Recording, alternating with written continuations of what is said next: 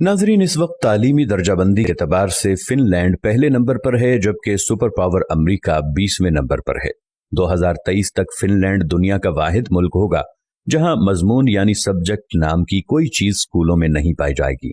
Finland का कोई भी स्कूल ज्यादा से ज्यादा 195 बच्चों पर मुश्तमिल होता है, जबकि 19 बच्चों पर एक टीचर होता है। दुनिया में सबसे लंबी ब्रेक भी फिनलैंड में ही होती है। बच्चे अपने स्कूल टाइम का 75 मिनट ब्रेक में गुजारते हैं। दूसरे नंबर पर 57 मिनट की ब्रेक न्यूयॉर्क के स्कूलों में होती है, जबकि हमारे यहाँ अगर वालिदैन को पता चल जाए कि कोई स्कूल बच्चों को पढ़ाने की बजाय इतनी लंबी ब्रेक देता है तो वो अगले दिन ही बच्चे स्कूल से निकलवा लें।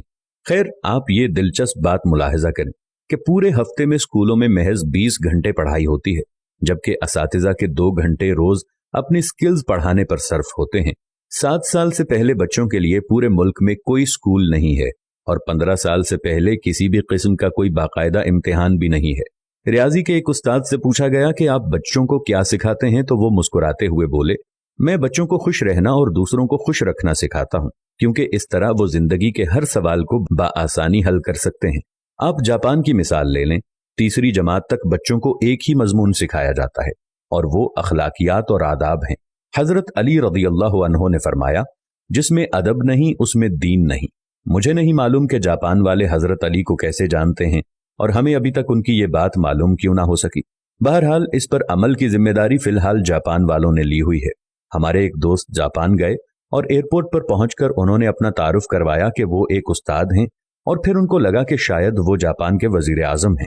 अशफाक अहमद साहिब मरहूम को एक दफा इटली में अदालत जाना पड़ा और उन्होंने भी अपना तारुफ करवाया कि मैं उस्ताद हूं। वो लिखते हैं कि जज समेत कोर्ट में मौजूद तमाम लोग अपनी नशिस्तों से खड़े हो गए। उस दिन मुझे मालूम हुआ कि कौमों की इज्जत का राज उस्तादों की इज्जत में है। ये है कौमों की तरक्की और उरूज जवाल का राज। जापान में माशरती उलूम पढ़ाई नहीं जाती है, क्योंकि ये सिखाए जाने की चीज है, पढ़ाने की नहीं, और वो अपनी नस्लों को बहुत खूबी के साथ मुआशरत सिखा रहे हैं। जापान के स्कूलों में सफाई सुथराई के लिए बच्चे और असातिज़ा खुद ही एहतमाम करते हैं। सुबह 8 बजे स्कूल आने के बाद से 10 बजे तक पूरा स्कूल बच्चों और असातिज़ा समेत सफाई में मशगूल रहता है। दूसरी तरफ आप हमारा तालीमी निज़ाम मुलाहजा कीजिए, जो सिर्फ नकल और छपाई पर मुश्तमिल है। हमारे बच्चे पब्लिशर्स बन चुके हैं। आप तमाशा देखें, जो किताब में लिखा होता है असातिज़ा उसी को बोर्ड पर नकल करते हैं, बच्चे दोबारा उसी को कॉपी पर छाप देते हैं। असातिज़ा इसी नकलशुदा और छपे हुए मवाद को इम्तिहान में देते हैं, खुद ही अहम सवालों पर निशानात लगवाते हैं और खुद ही पेपर बनाते हैं और खुद ही इसको चेक करके खुद नंबर भी देते हैं। बच्चे के पास या फेल होने का फैसला भी खुद ही सादिर कर देते हैं और माँ बाप इस नतीजे पर तालियां बजा बजा कर बच्चों के ज़हीन और काबिल होने के गुण गाते रहते हैं।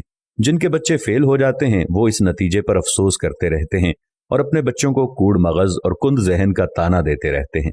हम 13-14 साल तक बच्चों को कतार में खड़ा कर करके असेंबली करवाते हैं और वो स्कूल से फारिग होते ही कतार को तोड़कर अपना काम करवाते हैं। जो जितने बड़े स्कूल से पढ़ा होता है, कतार को रौंदते हुए सबसे पहले अपना काम करवाने का हुनर जानता है। तालिब इल्मों का स्कूल में सारा वक्त साइंस रटते गुजरता है और आपको पूरे मुल्क में कोई साइंसदान नामी चीज नजर नहीं आएगी, क्योंकि बदकिस्मती से साइंस सीखने की और खुद तजर्बा करने की चीज है और हम इसे भी रट्टा लगवाते हैं। आप हैरान होंगे, मैट्रिक क्लास का पहला इम्तिहान 1858 में हुआ और बरतानवी हुकूमत ने यह तय किया कि बर्रे सगीर के लोग हमारी अक्ल से आधे होते हैं, इसलिए हमारे पास पासिंग मार्क्स 65 हैं तो बर्रे सगीर वालों के लिए 32.5 होने चाहिए। 2 साल बाद 1860 में असातिज़ा की आसानी के लिए पासिंग मार्क्स 33 कर दिए गए और हम भी इन 33 नंबरों से अपने बच्चों की जहानत को तलाश करने में मसरूफ हैं। अल्लामा इकबाल रहमतुल्लाह अलैह के शेर का ये मिसरा इस तमाम सूरत हाल की सही तरह से तर्जुमानी करता नजर आता है। जो शाख नाजुक पे आशियाना बनेगा, ना पायदार होगा।